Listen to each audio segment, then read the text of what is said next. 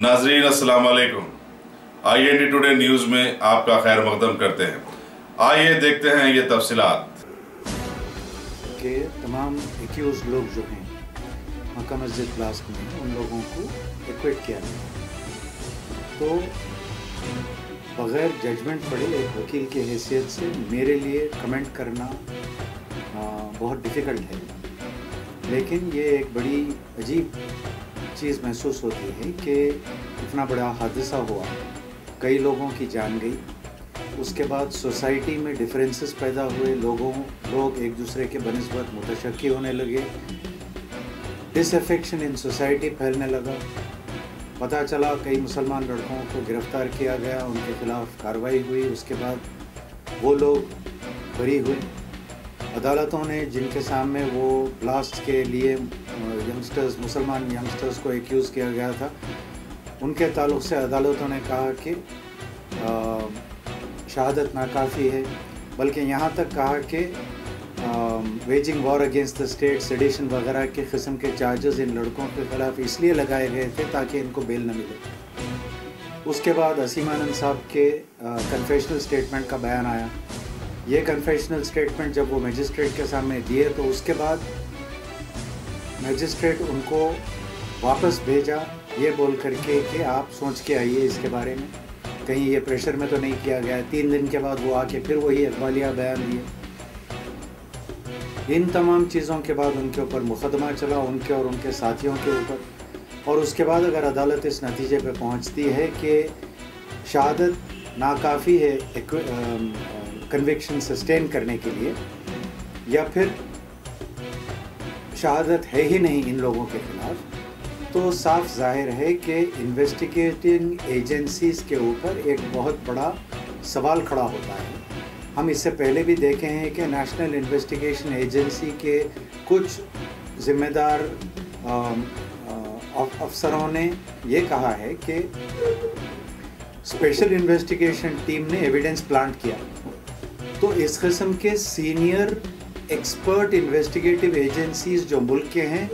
वो investigating agencies एक दूसरे के ऊपर इस किस्म का कीचड़ उछालते हैं। इससे समझ में ये आता है कि कुछ तबके तो यकीनन हैं इन इन्वेस्टिगेटिव एजेंसीज़ में जो हकीकी इन्वेस्टिगेशन और हक़ाइक़ के तल तक पहुंचने में दिलचस्पी नहीं रखते हैं। कुछ यकीनन फ़िरक़ा परस्त लोग ऐसे हैं इन महकमों में जो चाहते हैं कि एक किस्म की तंजीम के ख़िलाफ़ उंगली न उठे। कुछ लोग उनकी आइडेंटिटी की बिना पे शक के दायरे के बाहर पहुंचा दिए जाएं, या इन्वेस्टिगेशन या प्रोसीडिंग या कार्रवाई ऐसी हो कि कन्विक्शन ना हो। ये मेरे ख़्याल में इस किस्म का नतीजा हिंदुस्तान के पीनल कोड और इन्वेस्टिगेटिंग एजेंसीज़ और क्रिमिनल प्रोसीजरल लॉज जो हैं उनके ऊपर एक बहुत बड़ा सवाल खड़ा करता है। और इसीलिए हम देखते हैं कि बाहर के ममालिक में जब यहाँ के कुछ लोग पनाह लेने जाते हैं तो वहाँ के ममालिक की हुकूमतें वापस हिंदुस्तान भेजने से कतराते हैं, ये कहते हुए कि यहाँ का क़ानून का इम्प्लीमेंट करने का जो सिस्टम है, जो तंजीमें हैं, वो सही काम नहीं करती हैं। ये और बात है कि मेरा ख़्याल है कि जो जैसा विजय माल्या और वो नीरव मोदी वगैरह ऐसे लोग हैं जो ये कहते हैं कि यहाँ की हुकूमत के पास हमको मत भेजा जाए क्योंकि यहाँ के क़ानून के इम्प्लीमेंट करने के तरीक़े से नहीं है, उनके पास ये कहने की इजाज़त नहीं होना चाहिए क्योंकि यही ख़ामियों को इस्तेमाल करते हुए उन्होंने अपने पैसे बटोरे। लेकिन यहाँ पे एक इतना संगीन जुर्म होने के बाद जिससे तमाम सोसाइटी में, माशरे में एक दहशत फैल गई और हिंदू और मुस्लिम लोग एक दूसरे को शक की नज़र से देखने लगे, उस हादसे का इन्वेस्टिगेशन ऐसे तरीक़े से हो कि इतना बड़ा हादसा हुआ लेकिन ज़िम्मेदार कोई नहीं है, ये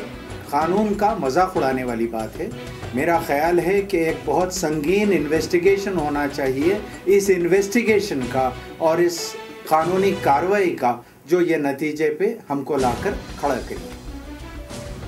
कि जो एजेंसीज़ हुकूमत के तहत काम करती हैं اور اگر ایسا ہے کہ حکومت کوئی چیز چاہتی یا نہیں چاہتی ہے اور اس قسم کی ہدایت پہ وہ انویسٹیگیٹنگ ایجنسیز کام کرتے ہیں تو وہ انویسٹیگیٹنگ ایجنسیز کے لیے یہ بڑی شرمناک بات ہے کہ بجائے اپنی ذمہ داری نبھانے کے اور قانون اور کانسٹیٹیوشن کے مطابق کام کرنے کے، ان کے خود کانسٹیٹیوٹیو ڈاکیومنٹس کے مطابق کام کرنے کے، ان کی ایک شہری اور ایک محکمے کے حیثیت سے ذمہ داری کے مطابق کام کرنے کے بجائے اگر وہ ایسی ہدایتوں کی بنیاد پہ کام کرتے ہیں تو ان انویسٹیگیٹنگ ایجنسیز کا نہ ہونا ہی بہتر ہے۔ اگر آپ جاننا چاہتے ہیں کہ 2014 کے پہلے اور بعد میں فرق آیا ہے تو 2000 پہلے کے اور بعد کے انویسٹیگیٹنگ سٹیپس جو ہیں اور جو بیانات ان محکموں کے ذمہ دار آفیسروں کے ہیں ان لوگوں کو آپ کمپیئر کیجئے تو آپ کو محسوس ہوگا کہ اس میں حقیقت ہے یا یہ ایک بے بنیاد الزام ہے۔ اگر حقیقت ہے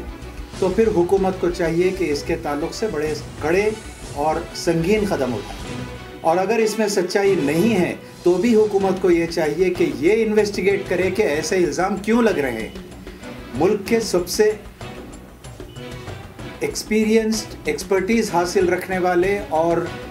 وائڈ رینجنگ پاورز رکھنے والے انویسٹیگیٹنگ ایجنسیز کے تعلق سے اگر عام شہری مطمئن نہیں ہے تو اس کی وجہ کیا ہے؟